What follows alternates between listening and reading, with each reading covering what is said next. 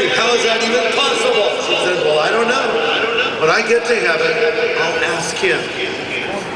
Then the atheist said, well, what if he's in hell? She said, well, then I guess you could ask him.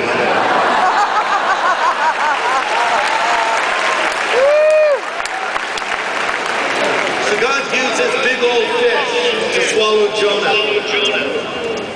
How many animal lovers do we have out there? If you're an animal lover, raise your hand. A lot of animal lovers. How many animal haters do we have? Well, I hope we don't have many.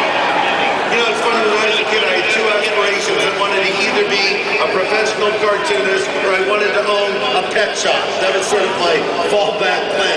I've always loved animals ever since I've been a little kid. Started with my collecting of reptiles. I had every kind of reptile imaginable. In fact, I was so into reptiles, I actually thought about becoming a herpetologist. That is defined as a nerd. No, not really. It's someone who studies reptiles. I had lizards and I had snakes. I had all kinds of snakes. I had pythons and I had boas and I had gopher snakes and king snakes and you name it, I had it. Then I went into my rabbit phase. I had rabbits, guinea pigs, mice, rats, hamsters. Then I went into my bird phase. I had finches, parakeets, cockatiels, lovebirds, and a parrot. Then I went to my dog phase. I had a couple of poodles. I was too young to know what I was doing. They were given to me. Sorry. I had a collie, one of the dumbest animals that ever lived. He was the opposite of Lassie. I had a Springer Spaniel, two German Shepherds, one of them the greatest German Shepherd of all time, and a few mutts. Then I went to my fish phase. I had angelfish and Oscars and silver dollars, but I never had a cat. Never. Because why would you have a cat?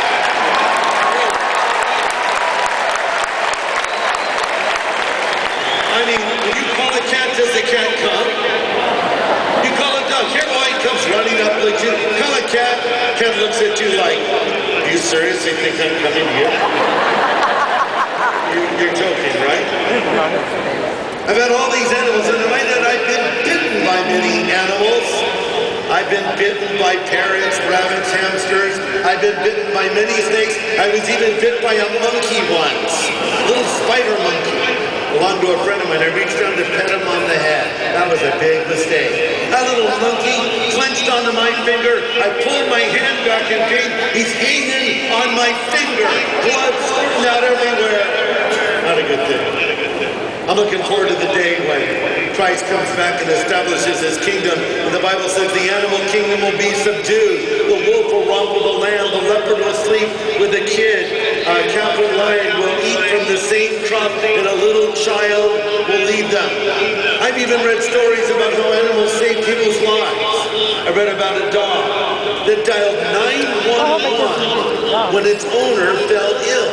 It's amazing. Apparently the owner taught his dog Bell to bite his cell phone if he had a diabetic seizure, which the dog did.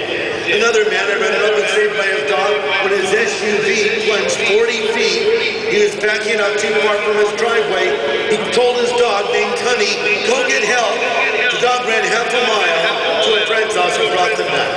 Maybe that's why dogs are getting their own TV network now. Have you heard about this? I'm not making this up. There's a whole channel now dedicated to dogs. It's programming geared toward dogs. I'm kind of wondering what that would be exactly. The close-up shots of fire hydrants, toilets, I don't know. But it keeps the attention of a dog. There'll never be one for cats, of course. Do you think the cat would watch it? But here's my point. These animals are